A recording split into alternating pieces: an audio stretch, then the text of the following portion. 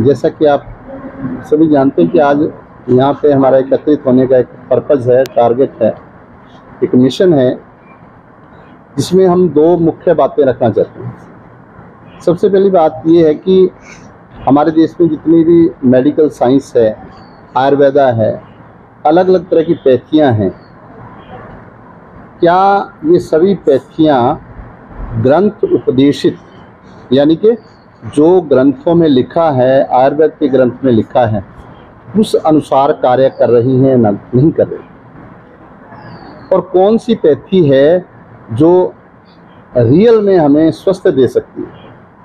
तो मेरा ये मानना है कि हम पूरे संसार को फिर से नया जीवन दे सकते हैं, दुखों से दूर लेके जा सकते हैं। वो बात ऐसा नहीं है कि मैं कह रहा हूँ, वो बात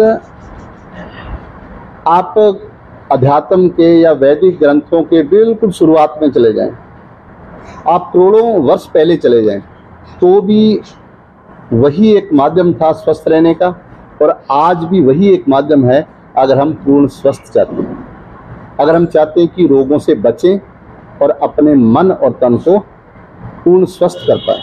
सबसे पहले हम बात करेंगे कि आयुर्वेदा क्या कहता है, क्योंकि हमारा देश आयुर्वेद को पूरी तरह से मानता है, पूरा संसार मानता है।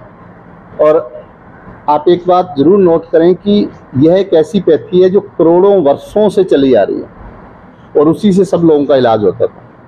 लेकिन बड़ी विडंबना है ये कि 200 वर्ष से 300 वर्ष से कोई पैथी आती है और हम पूर्ण रूप से उसकी ओर अग्रसर हो जाते हैं, और उसका रिजल्ट आज हमारे सामने है कि एक भी बीमारी का संपूर्ण मूल इलाज हमारे पास नहीं है।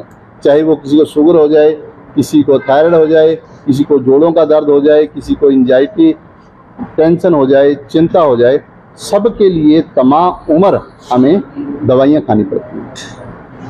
तो इस बात को देखते हुए जब मैंने गहराई से आयुर्वेद के ग्रंथ को, श्री गुरु ग्रंथ साहब को, गीता को और सभी वेदों को अच्छी तरह से उसमें गहराई से गया, तो मुझे एक बात समझ आई कि सभी वेदों, शास्त्रों, ग्रंथों में आयुर्वेद ने एक ही बात कही है स्वस्थ रहने की। वो क्या है?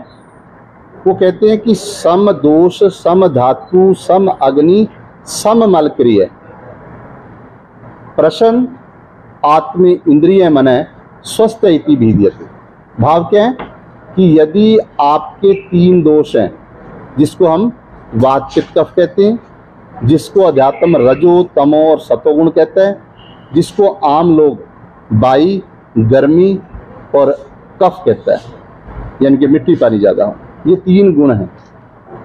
इन तीनों गुणों को अगर कोई बराबर रखना सीख लेता है तो वो कभी भी बीमार नहीं हो सकता। क्या होगा? आयुर्वेद क्या कहता है?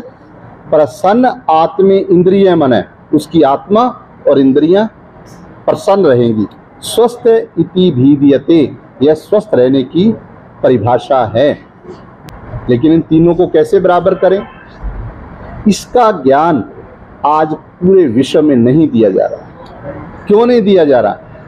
दुख का विषय तो ये है कि आयुर्वेदाचार्य जो इसके ज्ञाता हैं वो भी ये ज्ञान नहीं देना चाहते, क्योंकि जब ये ज्ञान मिल जाएगा तो हमें कोई भी दुख नहीं रह सकता, ऐसा हमारे धर्म शास्त्रों में लिखा है। लेकिन इसका प्रचार नहीं किया जाता। अब आप कहोगे जी कौन सा ऐसा सीक्रेट है, कौन सा ऐसा रहस्य है जिसको जान के हम सुखी हो सकते हैं? हम सब सुख लेना चाहते हैं, तो सुख कैसे आ सकते हैं? ये बात रामायण में ही नहीं बल्कि आयुर्वेद के ग्रंथ में लिखी है। आयुर्वेद का ग्रंथ कहता है यंत्र निष्पीड़िताद द्रव्याद रसय सवरस उच्यते, कि अगर आप ताजी जड़ी बूटी को पीसकर या निचोड़कर इस्तेमाल करते हो तो ये दुनिया की सबसे उच्च विधि है चिकित्सा की। लेकिन आज हमने सबसे नीची विधि बना दी है। क्यों? हमारे पास ताजी जड़ी बूटियाँ ही नहीं, हमें ज्ञान ही नहीं है और हमें अपने धर्म ग्रंथों पर विश्वास नहीं है।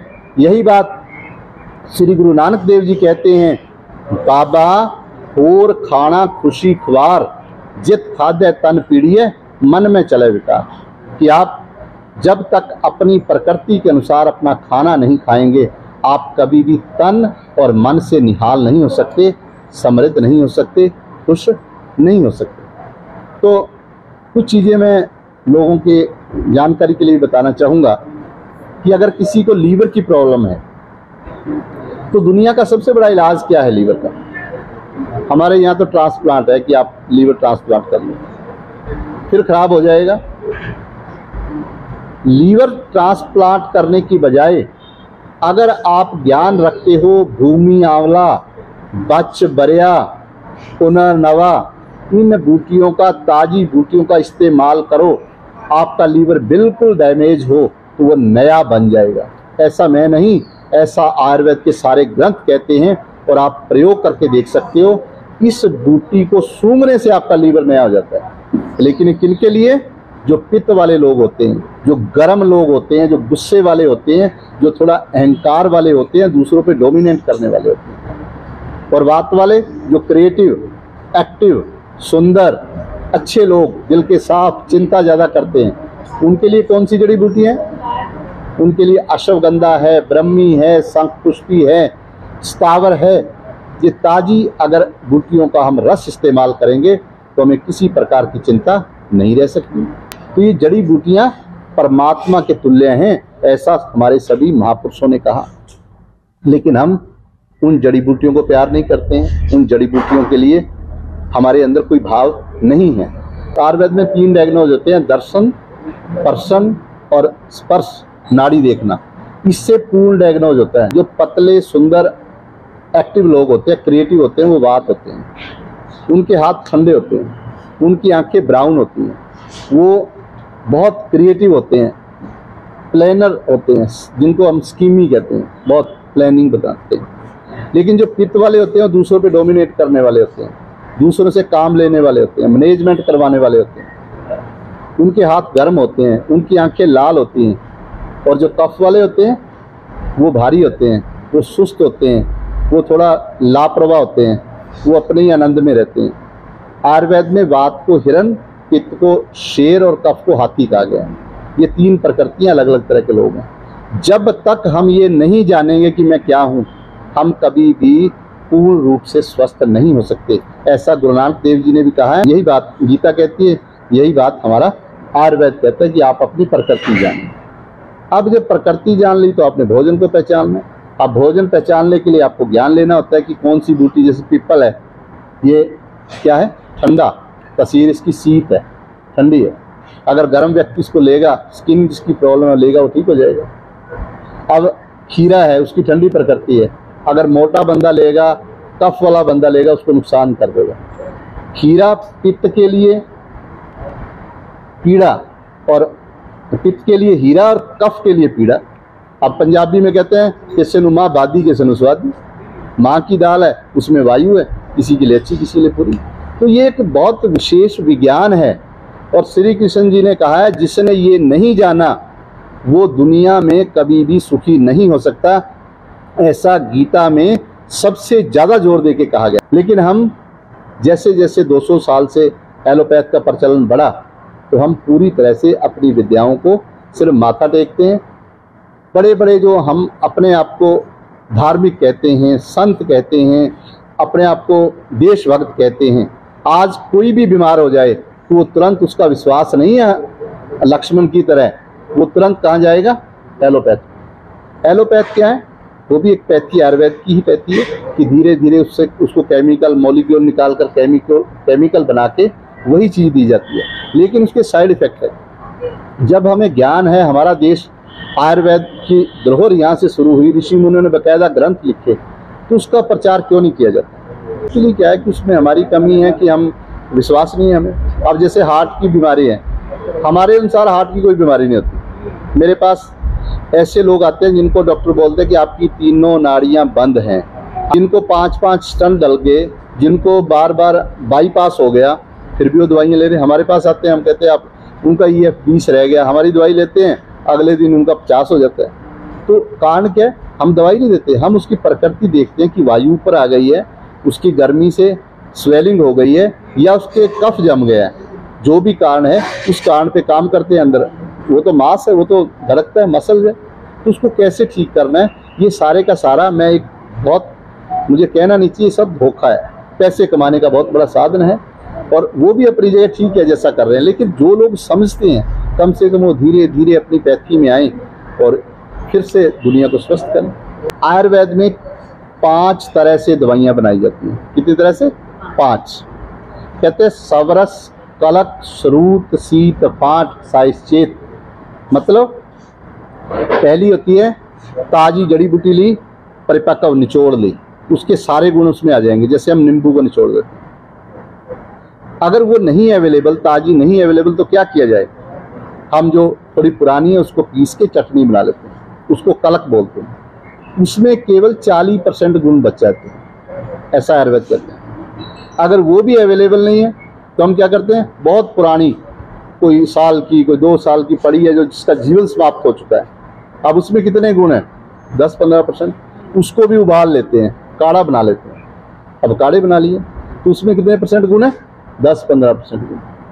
अगर वो जड़ी बूटी भी नहीं है और पुरानी है तो फिर हम क्या करते हैं, उसको उबालते हैं, उबाल के उसकी भाप से, जैसे हम शराब बनाते हैं, उसको शीत बोलते हैं। शीत, उसमें 5% गुण रह जाते हैं। अगर वो भी अवेलेबल नहीं है और पुरानी हो गई तो पता नहीं, जो बहुत पुरानी पड़ी हैं जिनका जीवन समाप्त हो गया, उनको पीस के उनकी गोलियां और बट्टियां बनाते हैं, जिसको कहते हैं फांट। जैसे उदाहरण के तौर पे मेरे पास 100 किलो, मैं पंसारी हूँ, मेरे पास 100 किलो क्या पड़ा है, मान लो अश्वगंधा पड़ा है। आप आए, आपने 5 किलो ले लिया, अगले महीने कोई आया फिर 5 किलो ले लिया। वो करते करते साल में बिका। जो लास्ट बिका उसका क्या गुण है? कोई गुण नहीं है, तो वो दिए जा रहे हैं लोगों को। तो उससे क्या होगा? इसलिए कहा सवरस, कलक, श्रूत, शीत, फाट, साइश्चेत, पेशा यथापूर्क बलादि कम। कहते उनमें सिर्फ एक ही बलवान है, वो कौन है? वो है रस। तो इसलिए आप ये बताओ, वैसे सोचो, आप बहुत गहराई से विद्वता को भी छोड़ के, आपको कोई कहे कि ताज़ा फल है ये खाना है, और एक बासी पड़ा 2 साल का, कौन सा खाओगे आप? ताज़ा। सब्जी कौन सी खाओगे? लेकिन आयुर्वेद हम ताज़ा नहीं लेना चाहते। आयुर्वेद जो एलोपैथ की तरह पैक हो गया ना, वो वही मार्केटिंग, क्योंकि उनको क्या लाभ है? उनका बिक रहा है, जा रहा है, उन्होंने एक गोली बनाई, पूरे देश में लगा दी, किसी को आराम, किसी को नहीं। हम आयुर्वेद के सही रहस्य लोगों को बताना चाहते हैं, ताकि हम हमारी धरोहर को सच से सामने ला पाए। कई बार तो दुख होता है, आयुर्वेद वाले को एलोपैथ वाले क्या कहते हैं? आयुर्वेद के साइड इफेक्ट हैं, ये बोला जाता है मार्केट में, जबकि आयुर्वेद तो जीवन है, उसका साइड इफेक्ट कैसे हो सकता है? जो खुद केमिकल दे रहे हैं उनको लाइसेंस है केमिकल देने का, लेकिन दूसरा कोई दे रहा है, उसको कहेंगे इसके साइड इफेक्ट आ सकते हैं, और लोग मान लेते हैं। कहेंगे जी, मैं कोई हमारे पास पंजाबी आते हैं, कहेंगे जी मैनू डॉक्टर ने कहा जी आयुर्वेद ना लो, बोलो साइड इफेक्ट आ जाए। तो क्या है? ये ज्ञान की कमी है, और हम चाहते हैं कि हम इस ज्ञान को पूरे संसार में फैलाएं और